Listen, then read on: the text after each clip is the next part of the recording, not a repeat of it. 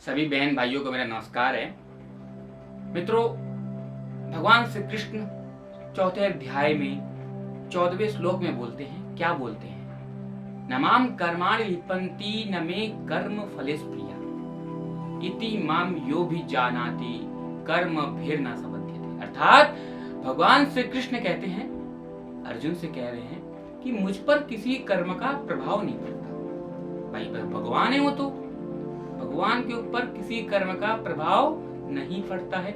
अब सवाल उठता है कि क्यों नहीं पड़ता है भाई प्रभाव? सवाल उठेगा। अब इसलिए नहीं पड़ता है कि भगवान सत्य को जानते हैं, भगवान ही सत्य हैं। अगर हम किसी को ताड़ित करते हैं तो हम ये सोचकर ताड़ित कर रहे हैं कि उसको दर्द हो रहा है। हम ये सोचकर ताड़ित कर रहे हैं कि उसको दर्द हो रहा है, लेकिन उसको दर्द नहीं हो रहा है। उसको, किसको? आत्मा को दर्द नहीं हो रहा है, शरीर को दर्द हो रहा है ना। अब भगवान जब करता है तो क्या सोचता है? सोचने के ऊपर डिपेंड है। भगवान सोचता है कि आत्मा को कुछ नहीं हो रहा है, शरीर को हो रहा है। आत्मा तो सत्य है, इसीलिए भगवान कह रहे हैं मुझ पर किसी कर्म का प्रभाव नहीं पड़ता। इंसान चाहे बुरा करे चाहे अच्छा करे, मुझ पर किसी कर्म का प्रभाव नहीं पड़ता। क्यों नहीं पड़ता? क्यों सत्य को जानते हैं। और अगला कहा गया कि ना भाई, जब प्रभाव नहीं पड़ेगा और ना मैं कर्मफल की चिंता करता हूं। जब किसी कर्म का कोई प्रभाव नहीं पड़ता उनके ऊपर, तो प्रभाव नहीं पड़ेगा तो कर्मफल की चिंता भी नहीं होगी। और कर्मफल की चिंता नहीं होगी तो जो मेरे संबंध में सत्य को जान लेता है, जो मेरे द्वारा, जो मेरा जो अनुसरण करता है, जो मेरे संबंध में इस सत्य को जान लेता है। किस सत्य को? कि आत्मा निराकार है, आत्मा अनंत है, निर्विकार है, आत्मा कभी मरती नहीं है। जो इस सत्य को जान लेता है वह कभी कर्मों के पास में भी नहीं बंधेगा, कर्मों के चक्कर में भी नहीं पड़ेगा। सत्य को जान लेगा वो, किसी भी मोह माया, किसी भी वश में वो नहीं पड़ेगा। अगले श्लोक में कहते हैं, एवं ज्ञात्वा कृतं कर्म पूर्वैरपि मोक्षभिः कुरु कर्मैव तस्मास्त्वं पूर्वै पूर्वतरम्। अर्थात प्राचीन काल में समस्त मुक्तात्माओं ने मेरी दिव्य प्रकृति को जानकर अपने कर्म किए। प्राचीन काल में भाई, पुराने जमाने में कहें तो पुराने जमाने में जितने भी मुक्तात्माएं थी, जितने भी साधु सन्यासी थे, जो मुक्त को, जो मोक्ष धारण कर चुके हैं, जिन्हें मोक्ष धाम की प्राप्ति हुई है, वह सभी मेरी शरण में आए हैं, मेरी पद चिन्हों पर चले हैं, मेरे को अनुसरण किया उन्होंने, मेरी बातों पर चले हैं। कौन कह रहा है? ये श्री कृष्ण कहते हैं अर्जुन से। तो फिर कह रहे हैं ठीक उसी प्रकार है अर्जुन, तुम्हें भी उनके पद चिन्हों पर चलना चाहिए। अब अगले श्लोक में कहते हैं, बहुत ही प्यारा श्लोक है, सुनिएगा आप लोग। किम कर्मा किम कर्मेति कवयोप्यत्र मोहिता तत्ते कर्म प्रयोक्ष्यामि यज्ञास्वा मोक्ष से सुभात्। अर्थात कर्म क्या है और अकर्म क्या है? सुनिए, ये बहुत महत्वपूर्ण है। आज की युवा पीढ़ी इस लाइन में बहुत बर्बाद है कि कर्म क्या है, अकर्म क्या है। कि कोई भी अच्छा कर्म करने से पहले 100 बार सोचते हैं। अगर इंसान बुरा कर्म करता है तो नहीं सोचेगा, लेकिन अच्छा कर्म करने में 100 बार सोचते हैं वो। बुरा कर्म करने पर नहीं सोचेंगे, किसी की अनुमति नहीं लेंगे। इसमें कह रहे हैं, श्री कृष्ण कह रहे हैं अर्जुन से कि कर्म क्या है, अकर्म क्या है, इसे निश्चित करने में भी।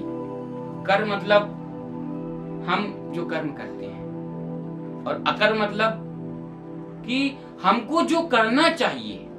सुनिएगा, यहाँ पे टॉपिक है, हमको जो करना चाहिए हम वो नहीं कर रहे हैं, ये अकर्म है। अब यहाँ पे युद्ध स्थल में अर्जुन का कर्म क्या है, अकर्म क्या है? अर्जुन का कर्म यह है कि उसको युद्ध करना है। टॉपिक सुनिएगा, अर्जुन का कर्म है यहाँ पे उसको युद्ध करना चाहिए। और अकर्म क्या है? वह अपने परिजनों को देखकर बाढ़ नहीं उठा रहा, उसको उठाना चाहिए लेकिन वो नहीं उठा रहा है, ये उसका अकर्म है। अब कर्म क्या है, अकर्म क्या है, इसे निश्चित करने में भी, इसे कोई नहीं समझ पाता कि कर्म क्या है, अकर्म क्या है।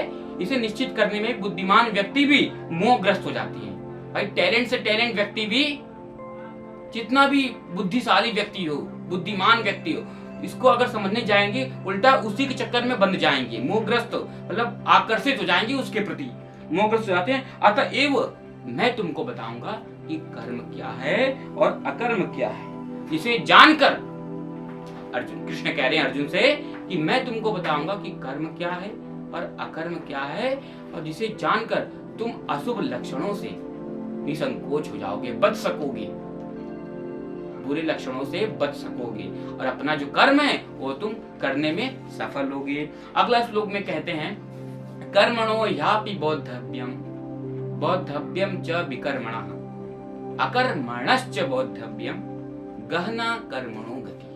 अर्थात कर्मणो ह्यापि बोद्धव्यम, कर्म की बारीकियों को समझना अत्यंत कठिन है। यहाँ पे कृष्ण कहते हैं कि जो कर्म हम करते हैं, क्या कर्म सही है, कौन सा कर्म गलत है, इनकी जो अत्यंत बारीकियां होती है, जो इनके रूल्स होते हैं, नियम होते हैं, उसको समझना अत्यंत कठिन है, बहुत कठिन है। कृष्ण कहते हैं अतः मनुष्य को चाहिए कि वो ठीक तरीके से जानना चाहिए कि कर्म क्या है और विकर्म क्या है और अकर्म क्या है। मनुष्य को जान लेना चाहिए ठीक तरीके से कि कर्म क्या है, अकर्म क्या है। अकर्म और कर्म मतलब मैंने आपको बता ही दिया था। अब यहाँ पे विकर्म, यहाँ पे नया शब्द जुड़ गया। विकर्म मतलब कि हमको वो करना ही नहीं चाहिए। ये कर्म हमारे लिए निषेध है। हम विकर्म मतलब हुआ, कर्म मतलब हमको जो करना चाहिए, और अकर्म मतलब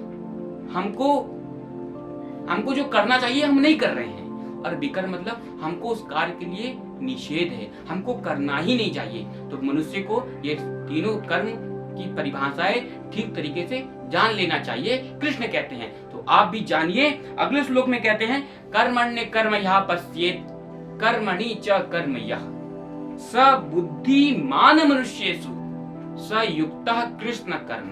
अर्थात जो मनुष्य, अब यहाँ पे भगवान श्री कृष्ण अर्जुन को बताते हुए दुनिया की सच्चाई बोल रहे हैं। कहते हैं जो मनुष्य कर्म में अकर्म देखता है, जो मानव कर्म को काम नहीं समझता, जो कर्म को कुछ नहीं समझता, अरे तो मैं यूं कर लूंगा, जो मनुष्य कर्म में अकर्म देखता है वह सभी मनुष्यों में बुद्धिमान है। मतलब काम को काम नहीं समझता है, काम तो करेगा लेकिन चुटकियों में कर देगा।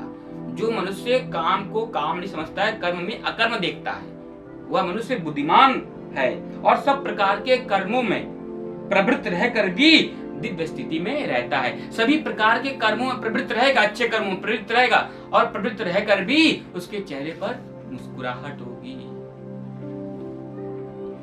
यस्य सर्वे समारंभाः काम संकल्प वर्जिताः ज्ञानाग्नि दग्ध कर्माणि तमाहु पंडितम बुधा। अर्थात इस श्लोक में भगवान श्री कृष्ण कह रहे हैं कि जिस व्यक्ति का प्रत्येक प्रयास इंद्रिय तृप्ति से कामना से रहित होता है, भाई भगवान श्री कृष्ण कहते हैं जिस मानव का हर प्रयास इंद्रिय तृप्ति से कामना से रहित होता है, मतलब जो इसकी इंद्रियों की इच्छाएं होती हैं उससे रहित होता है, मतलब उसको छोड़ देता है, उससे ऊपर उठा हुआ अपनी इंद्रियों की बात को नहीं मानता है कि इसका आजकल हमारी इंद्रियां कहेंगी हमारा ये खाने का मन कर रहा है। तो अब जो बुद्धिमान व्यक्ति रहेगा उसका जो प्रयास रहेगा, नहीं हम ये नहीं खाएंगे, हम सफल रहेंगे, इससे हम विपरीत करेंगे।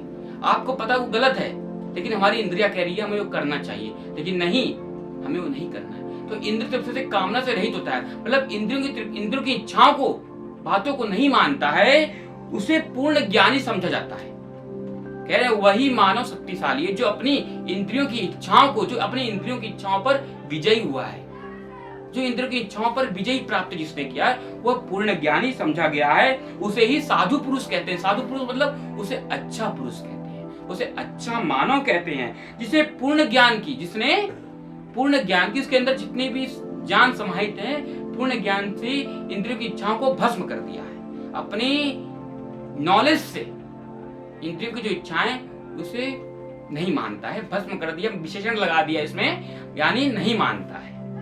अगले श्लोक में कहते हैं त्यक्त्वा कर्म फलासंगम नित्य तृप्तो निराश्रयः कर्मण्यभि प्रवृत्तोपि नैव किंचित करोति। अर्थात अपने कर्म फलों की सारी आसक्तियों को त्याग कर, अब कर्म फल हम जो कर्म करते हैं, आजकल के मानो भाई जो कर्म करेंगे उसका क्या फल आएगा पहले से ही डिसीजन कर लेते हैं। तो अपने कर्म फलों की, जो हम कर्म कर रहे हैं उसका फल, जो उसको फल मिलने वाला है, सारी आसक्तियों को त्याग कर, जो उसका फल मिलने वाला है ये विचार ना रखकर, त्याग कर, ये विचार स्वार्थ त्याग कर, जो तुमको कर्म फल मिलेगा उसका स्वार्थ त्याग कर, सदैव संतुष्ट तथा स्वतंत्र रहकर भी सभी प्रकार के कार्यों में रहकर भी कोई सकाम कर्म नहीं करता, वो त्याग देगा। जो कर्म कर रहा है उसका फल क्या मिले इसके बारे में नहीं सोचेगा, और वो मनुष्य सभी कार्यों में प्रवृत्त रहेगा और फिर भी कोई सकाम कर्म नहीं करेगा। मैंने आपको बताया था कि सकाम कर्म मतलब स्वार्थ रहित, स्वार्थ वाला जो कर्म है वह मनुष्य स्वार्थ वाला कर्म नहीं करेगा। कौन नहीं करेगा? जो कर्म फल की चिंता नहीं करता है। अगले श्लोक में कहते हैं निराशीर यत चित्तात्मा, इसमें बोल रहे हैं निराशीर यत चित्तात्मा त्यक्त सर्व परिग्रह शारीरम केवलम कर्म कुर्वन्नाप्नोति किल्बिषम्। अर्थात ऐसा ज्ञानी पुरुष पूर्ण रूप से संयमित मन तथा बुद्धि से कार्य करता है। जिसके पास ये सब नॉलेज हो कि इंद्र की इच्छाओं को छोड़ना चाहिए, जैसे मैंने आपको अभी बताया, ऐसा ज्ञानी पुरुष पूर्ण रूप से अच्छे प्रकार से संयमित, संयम से, मन से, बुद्धि से कार्य करता है और अपनी संपत्ति यानी अपनी जितने पास उसके धन दौलत प्रॉपर्टी जितने भी सब कुछ हैं, अपनी संपत्ति के सारे स्वामित्व को त्याग देता है। कितना रखता है? जितना उतना ही रखेगा जितना उसको शरीर निर्वाह, जीवन निर्वाह के लिए उतना उसको पर्याप्त है, उतना ही वो रखेगा। इस तरह कार्य करता हुआ अगर उतना ही रखेगा जितना उसको जरूरत है अपनी संपत्ति में से, तो वह अपने पाप रूपी फलों से, जो उसके साथ पाप रूपी जो फल होने वाले हैं, जो पाप आगे चल के वो करने वाला है, अगर वो अपने नहीं त्यागता है, जितना उसको जरूरत है उससे भी अगर ज्यादा रखता है, तो अगर वो त्याग देगा तो उसके साथ जो पाप होने वाले हैं आगे चल के वो बच सकेंगे। अब यहाँ पे सवाल उठता है उसके साथ क्या पाप होने वाले हैं? सवाल ये उठेगा, मैं जानता हूँ उठ रहा होगा आपके मन में, तो मैं बताऊंगा। सवाल पाप ये होने वाले कि आपने अपने से ज्यादा आपके पास प्रॉपर्टी है फिर भी और रख रहे हैं, अपने जरूरत से ज्यादा आप रख रहे हैं, तो आपको बचाने के लिए आपको कई टैक्स देने पड़ेंगे, उसके बचाने के लिए तो पाप हो रहे हैं आपके साथ, तो आप इस पाप से बच सकेंगे। क्यों बच सकेंगे? कब बच सकेंगे?